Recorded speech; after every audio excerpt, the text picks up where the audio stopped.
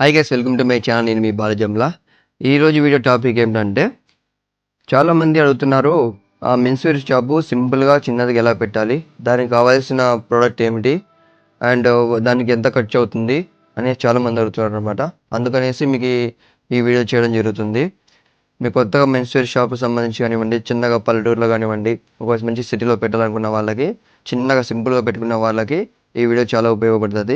Rate ఎంత పడుతుంది, దాని ప్రోడక్ట్స్ ఎంత పడుతుంది, విత్ స్టాక్ ఎంత పడుతుంది, దాని ప్రోడక్ట్స్ ఎంత పడుతుంది, అండ్ పిఓపి ఎంత పడుతుంది, ఇవన్నీ ప్రతి ఒక్కటి పిన్ టు పిన్ ఈ వీడియో చెప్తాను. మీరు ఈ వీడియో ఎక్కడ స్కిప్ చేయకుండా చూసినట్లయితే చాలా చాలా బాగా ఉపయోగపడుతుంది. అంతేకాకుండా మన ఛానల్ని కొత్తగా చూస్తున్న వాళ్ళైతే నా ఛానల్ని సబ్స్క్రైబ్ చేసుకోండి. మీకు ఈ వీడియో నచ్చితే లైక్ చేయండి, వీలైతే షేర్ చేయండి.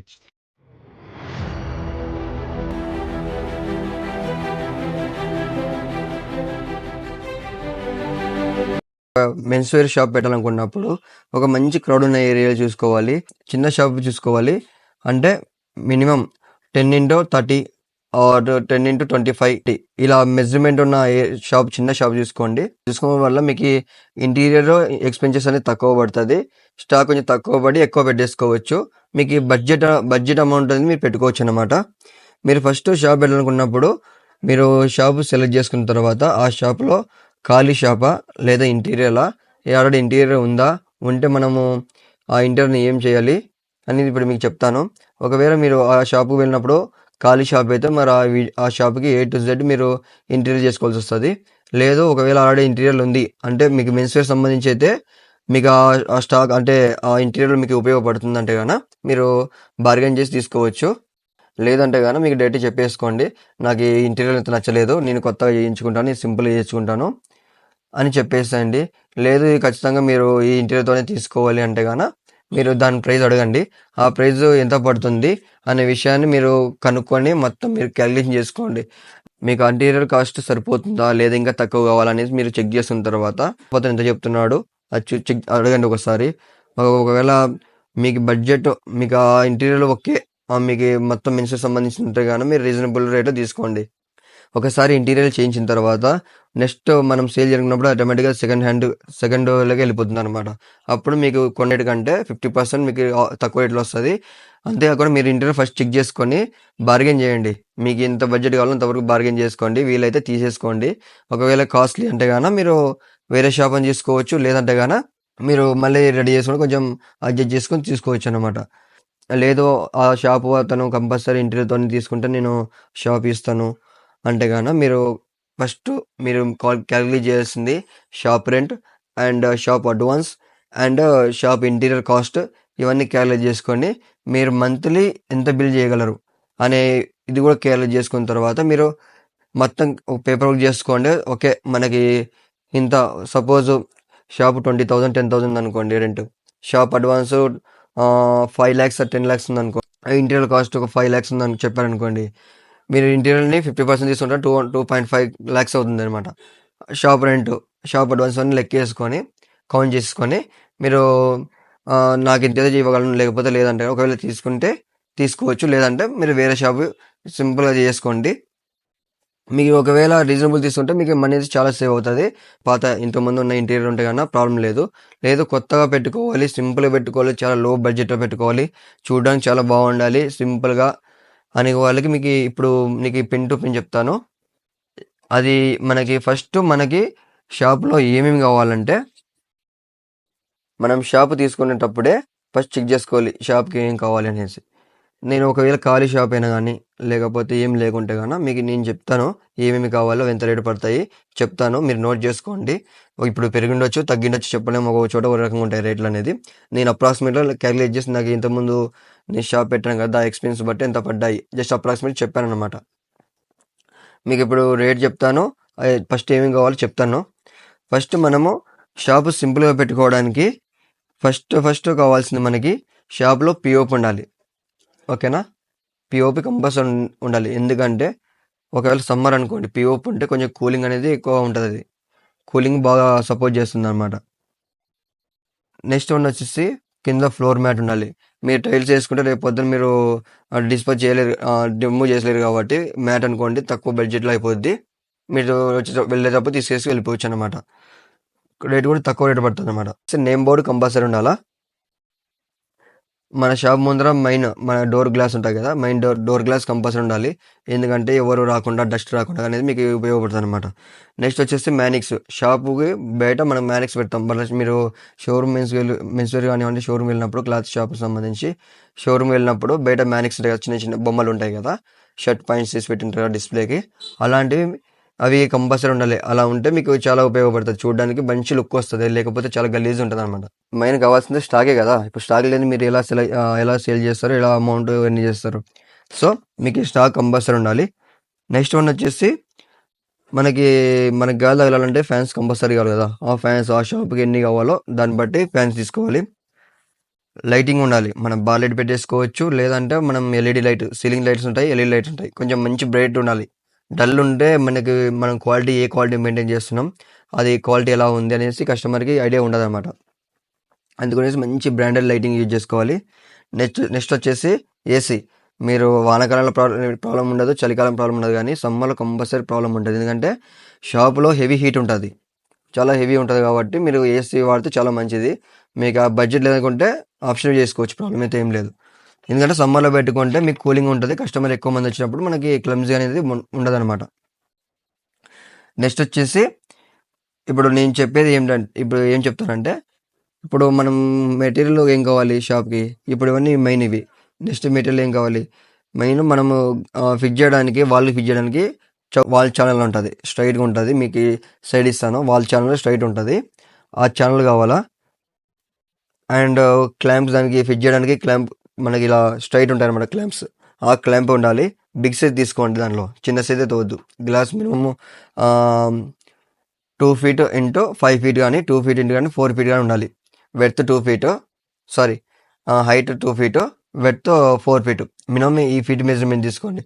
ఇప్పుడు సపోజ్ ఇది ఉంది కదా, ఈ సైజు 1.5 కానీ 2 feet కానీ ఇలా ఉండాలి. ఇది వచ్చేసి మినిమం 4 feet. 3 feet అయితే చాలా చిన్నగా వస్తుంది, ఇది 4 feet ఉంటుంది. ఇలా 4 feet ఉంటే ఇక్కడ ఒక ఛానల్ వస్తుంది, ఇక్కడ ఒక ఛానల్ వస్తుంది, దీనికి చిన్న క్లాంపులు వస్తాయి అనమాట. మీకు ఒక మినిమం 4 సెట్ పెట్టేసుకోవచ్చు. ఇలా 4 సెట్లు పెట్టేసుకుంటే మీకు నీట్గా అనేది ఉంటుంది అనమాట. నెక్స్ట్ వన్ వచ్చేసి దానికి ఫిట్ చేయడానికి స్క్రూ. మీకు దానికి కంపల్సరీ ఫిట్ చేయాలంటే స్క్రూ కావాలి కదా, హార్డ్వేర్ షాప్లో చాలా దొరుకుతాయి. అండ్ దానికి మనం ఒకవేళ గ్లాస్ వాడాలనుకుంటే చిన్న క్లిప్ టైప్ ఉంటాయి. మీకు సేల్ అన్ని మేము చెప్పామని మీకు సేల్లో పెడుతున్నాను. చిన్న రబ్బర్ క్లిప్ ఉంటాయి, అది పెట్టేసుకున్న తర్వాత ఆటోమేటిక్గా ఆ క్లాంప్ పైన గ్లాస్ అనేది మీకు ఆటోమేటిక్గా సెట్ అవుతుంది అనమాట. నీట్గా కదలకుండా స్టిఫ్గా ఉంటుంది. ఎంత కొంచెం ఎక్కువ పెడితే కూడా బరువు అడ్జస్ట్మెంట్ అవుతుంది. నెక్స్ట్ వన్ వచ్చేసి చెప్పాను కదా, ఈ సైజు ఇది 4 feet కానీ 5 feet కానీ మినిమం ఉండాలి. ఎందుకంటే 3 feet అయితే ఇంత చాలా చిన్నగా వస్తుంది, 2 షర్ట్లు 3 షర్ట్లు కంటే ఎక్కువ పడు గలీజ్ ఉంటుంది. మినిమం ఈ లెంత్ పెట్టేసుకోండి, ఇక్కడ నుంచి ఇక్కడ వరకు మినిమం 4 feet, ఇది 2 feet లెంత్, 4 కానీ 5 కానీ, లేదా 4.5 మినిమం లెంత్ చూసుకోండి, అది కంపల్సరీ. అలా ఉంటే మీకు ఎక్కువ గ్లాస్ పడదు, నీట్గా ఉంటుంది, చూడడానికి చాలా బాగుంటుంది. నెక్స్ట్ వచ్చేసి మన డిస్ప్లేకి షర్ట్లు పెడతాం కదా, దానికి క్లిప్ కావాల్సి ఉంటుంది. నెక్స్ట్ వన్ వచ్చేసి మనం మెయింటైన్ చేస్తాం కదా, ఇప్పుడు ఎంత సేల్ అవుతుంది అనేసి మీకు ఫుల్ ఇన్ఫర్మేషన్, మీకు ఐడియా ఉండాలి కదా. ఇప్పుడు మనకి ఇప్పుడు బిల్లు ఎక్కువ పడిందని మీకు ఐడియా ఉండదు.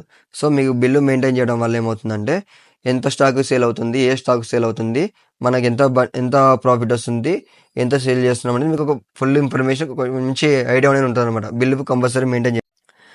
విజిటింగ్ కార్డు కూడా మెయింటైన్ చేయాలి. విజిటింగ్ కార్డు ఎందుకంటే కన్నా, విజిటింగ్ కార్డ్ షాప్కి వచ్చిన వాళ్ళకు ప్రతి కస్టమర్ విజిటింగ్ కార్డు ఇవ్వడం వల్ల వాళ్ళకి ఏమవుతుందంటే, ఒకవేళ షాపు వాళ్ళకి తెలిసిన వాళ్ళకి వాళ్ళకి చెప్తారు క్వాలిటీ బాగుంది తెచ్చుకోండి అని. ఆ విజిటింగ్ కార్డు ఇవ్వడం వల్ల సింపుల్గా మీకు షాపు రీచ్ అవ్వడానికి అవకాశం ఎక్కువ ఉంటుంది అనమాట.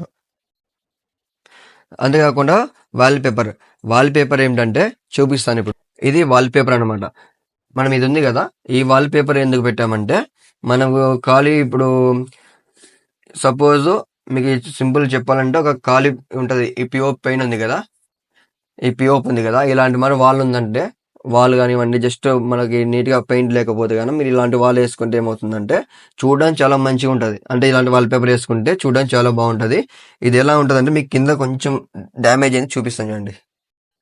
ఇలా ఇటు బ్యాక్ సైడ్ గమ్ ఉంటుంది, మనం ఇలా టైట్ చేస్తాం, ఇలా టైట్ చేస్తాం ఇలా. మొత్తం ఇదంతా సెట్ చేస్తాము. ఇలా సెట్ చేయడం వల్ల ఏమవుతుందంటే చూడడానికి చాలా మంచి లుక్ వస్తది.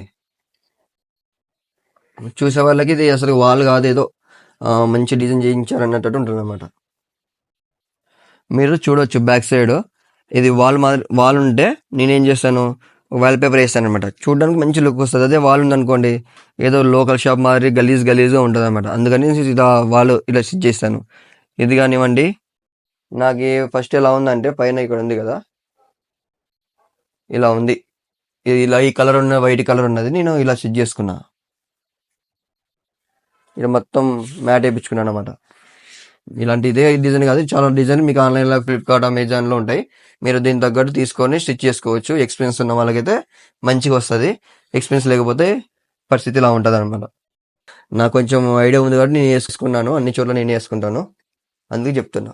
ఇప్పుడు చెప్పాను కదా, అలా మీకు మ్యాట్ వేసుకోవడం వల్ల ఏమవుతుందో డస్ట్ అనేది మీకు ఆటోమేటిక్గా ఫ్లోర్ మీదకి వచ్చేస్తుంది. బట్టల మీద కాకుండా అది అబ్జర్వ్ చేస్తుంటుంది అనమాట. అబ్జర్వ్ చేసుకొని మీకు డస్ట్ అనేది చాలా తక్కువ ఉంటుంది. ఆ షర్ట్లకి డ్యామేజ్ కాకుండా కానివ్వండి, చూడడానికి చాలా కస్టమర్ వచ్చిన వాళ్ళకి చాలా మంచి అట్మాస్ఫియర్ అనేది చాలా బాగుంటుంది. ఇంకా నెక్స్ట్ వన్ వచ్చేసి glass door lock. Glass door lock మనము ఎందుకు యూజ్ చేసి పెట్టుకోవాలంటే, మనం బయటికి వెళ్ళినప్పుడు కానీ మన ఎమర్జెన్సీ వచ్చినప్పుడు ప్రతిసారి షట్టర్ వేయలేము కదా, అందుకనేసి మీరు డోర్కి ఒక లాక్ వేసుకోవచ్చు. మీకు అల్యూమినియం షాప్లో ఆన్లైన్లో ఫ్లిప్కార్ట్ అమెజాన్లో మీకు అవైలబుల్గా ఉంటాయి ఇవి. మీకు షర్ట్లు డిస్ప్లేకి తగిలించడానికి హ్యాంగర్స్ కంపల్సరీ కావాలా, అండ్ సీసీ కెమెరాస్ కంపల్సరీ ఉండాలి. ఎందుకంటే ఏదన్నా మన షాప్లో ఉన్నప్పుడు ఎవరు ఎక్కువ మంది కస్టమర్ వచ్చినప్పుడు సడన్గా ఒక షర్టు ప్యాంట్ తీసుకున్నా మీరు మీరు వాడే మీరు సేల్ చేసే దానిలో మెయిన్ లాభం అంతా అక్కడే పోతుంది అనమాట. అందుకని మీ సీసీ కెమెరా ఉంటే చాలా సేఫ్. అన్ఎక్స్పెక్టెడ్ ఏమైనా ప్రాబ్లం ఉంటే కూడా మీకు సీసీ కెమెరా ద్వారా ఆటోమేటిక్ చెక్ చేసుకోవచ్చు. మీరు లేకుంటే కూడా సేల్స్ బాయ్ ఉన్న ప్రాబ్లం ఏమన్నా మీరు చెక్ చేసుకోవచ్చు, కస్టమర్ వస్తున్నారు లేదా అనేది మీకు ఒక ఫుల్ ఐడియా ఉంటుంది. కంపల్సరీ సీసీ కెమెరా మెయింటైన్ చేసుకోవాలా. ఆ సీసీ కెమెరా మెయింటైన్ చేసుకోవాలి అంటే కనుక కంపల్సరీ వైఫై ఉండాలి. ఆ వైఫైతో కూడా మీరు ఖర్చు పెట్టుకోవాల్సి వస్తుంది. నెక్స్ట్ ఒక సేవింగ్ మెషిన్ కూడా మెయింటైన్ చేయాలి. ఎందుకంటే కొంతమంది క్రెడిట్ కార్డు తీసుకొస్తారు, ఎక్కువ బిల్ చేస్తారు, క్రెడిట్ కార్డు సేవ్ చేస్తారు. సో మీరు ఒకసారి బ్యాంకు వాళ్ళని కనుక్కొని సేవ్ మెషిన్ తీసుకోవడం మంచిది. మీరు ఇంకా స్టాక్ సేల్ చేసుకోవాలి మంచిగా సోషల్ మీడియాలో అంటే ఇన్స్టాగ్రామ్, ఫేస్బుక్ అండ్ యూట్యూబ్లో మంచి ప్రమోషన్ చేసుకొని సేల్ చేసుకోవచ్చు. మీకు అమౌంట్ ఎర్నింగ్ అనేది బాగుంటుంది, బిజినెస్ కూడా చాలా బాగుంటుంది. అలాగే కొంచెం మెయిన్ థింగ్ ఏమంటే షాప్కి ఓపెన్ చేసినప్పుడు ఇన్సూరెన్స్ మెయింటైన్ చేయండి. ఎందుకంటే ఫైర్ ప్రాబ్లమ్స్ సంబంధించి ఏమన్నా ఫైర్ అయితే కూడా మీరు ఇన్సూరెన్స్ మెయింటైన్ చేయడం వల్ల మీకు స్టాక్ ఏమైనా ప్రాబ్లం అయితే కూడా మీకు ఇన్సూరెన్స్ అనేది మీకు క్లెయిమ్ అవుతుంది అనమాట.